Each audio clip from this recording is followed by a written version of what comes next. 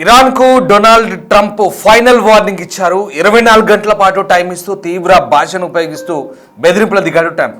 రేపటిలోగా హర్మూజ్ను తెరవకపోతే విద్యుత్ కేంద్రాలు వంతెనలు పేల్చేస్తామంటూ వార్నింగ్ ఇచ్చారు. ఎల్లుండి నాటికి ఇరాన్ రూపురేఖలే మారుస్తామంటూ అందరినీ నరకానికి పంపిస్తామంటూ ట్రూత్లో బెదిరించారు.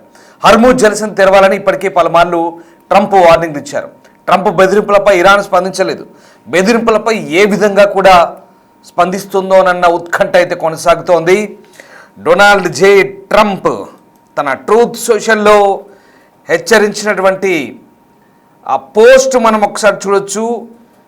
ఇందులో చాలా అభ్యంతరకరమైనటువంటి భాషను కూడా వాడాడు. Donald J Trump Truth Social నుంచి వచ్చినటువంటి ఆ మెసేజ్ని ఒకసారి మీకు స్క్రీన్పై చూడొచ్చు. Tuesday will be power plant day and bridge day all wrapped up in one in Iran. There will be nothing like it. Open the dash straight, you crazy dash, or you will be living in hell. Just watch.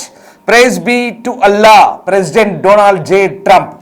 ఇది Donald J Trump చేసినటువంటి truth సోషల్లో వాడిన భాష.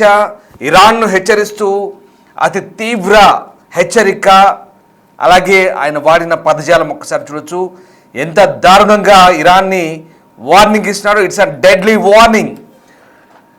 President Trump ఇచ్చినటువంటి warning ఇది. మధ్యప్రాచ్యంలో యుద్ధ మేఘాలు మరింత దట్టమవుతున్నాయి.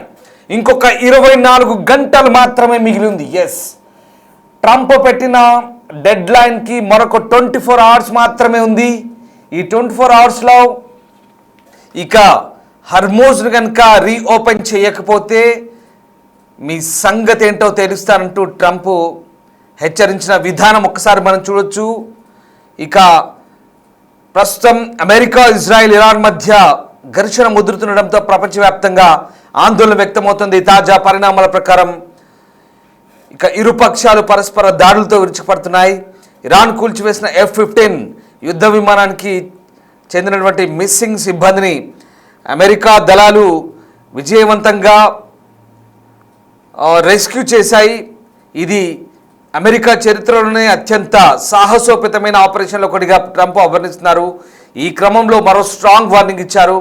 ఇరాన్ మౌలిక సదుపాయాల లక్ష్యంగా మంగళవారం భారీ దాడులు చేయబోతున్నట్లుగా ట్రంప్ సామాజిక మాధ్యమాల వేదికగా హెచ్చరించారు. మంగళవారం power plant day, bridge day అంటూ ఇరాన్కు గట్టి సంకేతాలు ఇచ్చారు. అంటే పవర్ ప్లాంట్లు, వంతెనలు లక్ష్యంగా దాడులు చేస్తామంటూ హెచ్చరించారు.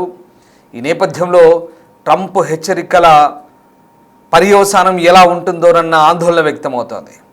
మరోవైపు కువైట్లోని చమురు భవనం లక్ష్యంగా డ్రోన్ దాడి జరగడంతో అక్కడ భారీగా మంటలు చెలరేగాయి. సిరియా రాజధాని డమాస్కస్, దాని పరిసర ప్రాంతాల్లో వరుస పేలులు జరిగాయి. ఇరాన్ అమెరికా యుద్ధం నేపథ్యంలో సరిహద్దుల గుండా దాడులు కొనసాగిస్తున్నట్లుగా సిరియా మీడియా చెప్తోంది. అక్కడ దాడులు జరుగుతున్నట్లుగా చెప్తోంది. దక్షిణ లెబనాన్ పట్టణాలైన ఐనాథా, అలాగే మరోన్, అల్ రాస్ ప్రాంతాల్లో ఇజ్రాయెల్ దళాలపై హెజ్బుల్లా క్షిపణి దాడులు చేసింది. దీంతో ప్రస్తుతం దీనికి ప్రతిగా ఇజ్రాయెల్ విమానాలు బీరుట్లో దాడులు కొనసాగిస్తున్న పరిస్థితి మనకు కనబడతా ఉన్నాయి. ఇక ప్రస్తుతం ఉన్నటువంటి పరిస్థితుల్లో హర్మూజ్ జలసంధిని మూసివేసే దిశగా ప్రయత్నిస్తుండడంతో అంతర్జాతీయ చమురు మార్కెట్లపై ప్రభావం పడుతోంది. అయితే త్వరలోనే ఆ మార్గాన్ని తెరిపిస్తామంటూ ట్రంప్ ప్రతిజ్ఞ చేశారు. ఐక్యరాజ్య సమితి భద్రతా మండలిలో హర్మూజ్ జలసంధి భద్రత సంబంధించి బహ్రెయిన్ ప్రవేశపెట్టిన తీర్మానాన్ని చైనా వ్యతిరేకించింది. ఇరాన్ కూడా అమెరికా ప్రతిపాదించిన 48 గంటల కాల్పుర విరమణ ఒప్పందాన్ని తిరస్కరించిన పరిస్థితి. దీంతో ఇప్పుడు ఏం జరుగుతుందోనన్న ఆందోళన సర్వత్రా వ్యక్తమవుతుంది. దీంతో ప్రస్తుతం ఇరాన్ ఎలాంటి పర్యవసానాలను ఎదుర్కోబోతుంది అనేది ఇప్పుడు ఆసక్తికరంగా మారుతుంది. మరీ ముఖ్యంగా ప్రెసిడెంట్ ట్రంప్ వాడిన పదజాలం చూస్తుంటే ఎంత ఘాటైన హెచ్చరికలు చేస్తున్నారో మనకు అర్థం కావచ్చు. మంగళవారం ఇరాన్ విద్యుత్ కేంద్రాలు, వంతెనలపై భారీ దాడులు జరగవచ్చు అంటూ ట్రంప్ హెచ్చరిస్తూ దాన్ని సంఘర్షణలో ఒక నిర్ణయాత్మక ఘట్టంగా అభివర్ణించారు. అయితే ఇరాన్ను బహిరంగంగా దూషించడంతో ఆ హెచ్చరికలతో పాటు ఆయన వాడిన భాష కూడా అంతే అందరి దృష్టిని ఆకర్షిస్తోంది. ముఖ్యంగా టెహ్రాన్లోని విద్యుత్ కేంద్రాలు వంతెనలపై సమన్వయ దాడులు చేస్తామంటూ బహిరంగంగా తనదైన స్టైల్లో హెచ్చరించారు ఇరాన్ని. ఈ బెదిరింపులతో పాటు ఆయన వాడిన భాష కూడా ఒకసారి మనం చూడొచ్చు. మళ్ళీ నేను మీకు చదివి వినిపిస్తాను. ఆ ట్వీట్ ఒకసారి చూడొచ్చు. డొనాల్డ్ జే ట్రంప్ ట్రూత్ సోషల్లో వాడిన భాష. Tuesday will be power plant day and bridge day all wrapped up in one.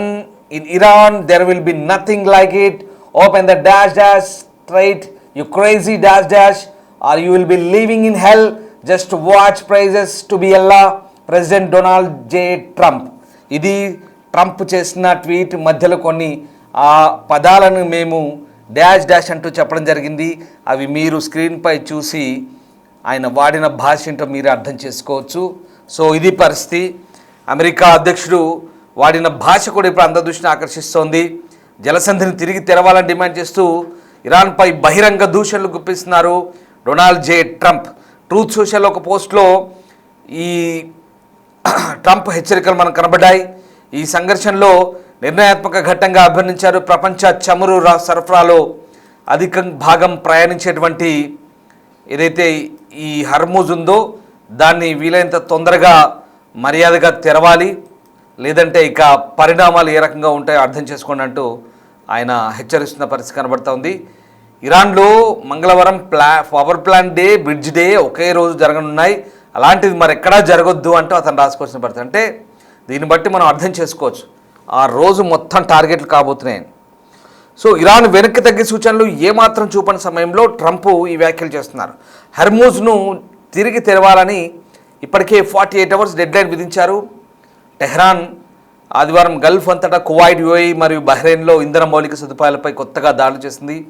ఇరాన్లోని పౌర లక్ష్యాలపై దాడులు కొనసాగితే ఆ ప్రాంతంలోని అమెరికా ఆర్థిక ప్రయోజనాలపై దాడులు తీవ్రతరమవుతాయంటూ బృందం హెచ్చరించింది. ఈ సంచలన ప్రకటన కొన్ని నిమిషాల ముందు గాయపడిన ఒక F-15 సిబ్బందిని రక్షించడానికి అమెరికా ఫోర్సెస్ ఇరాన్ లోపలి చొచ్చుకెళ్ళి ఒక అరుదైన అత్యంత ప్రమాదకరమైన కంబాక్ట్ రెస్క్యూ ఆపరేషన్ నిర్వహించినట్టుగా అమెరికన్ ప్రెసిడెంట్ చెప్తున్నారు. ఆ మిషన్ సమయంలో ఇరాన్ సైనికులు పెద్ద సంఖ్యలో ఆ ప్రాంతంలో చురుగ్గా గాలిస్తున్నట్టుగా సమీపిస్తున్నారంటూ ఆయన ఆరోపించారు. బట్ ఇక్కడ ఈ హర్క్యులస్ యుద్ధ విమానాలు, రవాణా యుద్ధ విమానాలు రెండింటినీ కూల్చివేసామన్నట్టుగా ఇరాన్ కూడా క్లెయిమ్ చేసుకుంటుంది. అవి కూడా దక్షిణ ఇస్ఫహాన్ ప్రాంతంలో పేల్చివేసినట్టుగా క్లెయిమ్ చేస్తుంది. సో ఇది ఇక్కడ అమెరికా దళాలు ఇరాన్ భూభాగంపై గంటల తరబడి పట్టబడకుండా కార్యకలాపాలు నిర్వహించాయని ఈ మిషన్ అత్యంత ప్రమాదకరమైనది ట్రంప్ చెప్తున్నారు. ఈ ఘటనలో వైమానిక దళ అధికారి గాయపడ్డట్టుగా ఆయన ధృవీకరించారు. సో ఇప్పుడున్నటువంటి పరిస్థితుల్లో ఇక్కడ అత్యంత ప్రమాదకరమైన పరిస్థితుల నడుమ ఒక పైలట్ను ముందుగానే రక్షించారు. ఇంకా ఆయుధ వ్యవస్థల అధికారి అయినటువంటి రెండవ సిబ్బందిని కనుగొనే ప్రయత్నాలు జరిగాయి. అది కూడా సక్సెస్ అయినట్టుగా డొనాల్డ్ ట్రంప్ చెప్తున్నారు. సో ఇది మనం ఓవరాల్గా అర్థం చేసుకోవాల్సింది ఏంటంటే ట్రంప్ మాటల వెనుక సారాంశం. ఇక్కడ ఏం జరుగుతుందనేది మనం క్లియర్గా తెలుసుకుంటే కనుక ప్రస్తుతం ఉన్నటువంటి పరిస్థితుల్లో ఇక ఈ 24 అవర్స్ డెడ్ లైన్ అనేది దగ్గర పడుతోంది. సో ప్రెసిడెంట్ ట్రంప్ ఎలా రియాక్ట్ అవుతారనేది ఇప్పుడు చెప్పకనే చెప్తున్నాడు. ట్యూస్డే రోజు ఏం జరుగుతుందో చెప్తూనే ఒక రకంగా ఆయన వాడుతున్న భాష కూడా అంతే సహనాన్ని కోల్పోతున్నట్టుగా మనకు అర్థమవుతుంది. సో అది పరిస్థితి. ఏం జరగబోతుంది? Let's wait and see.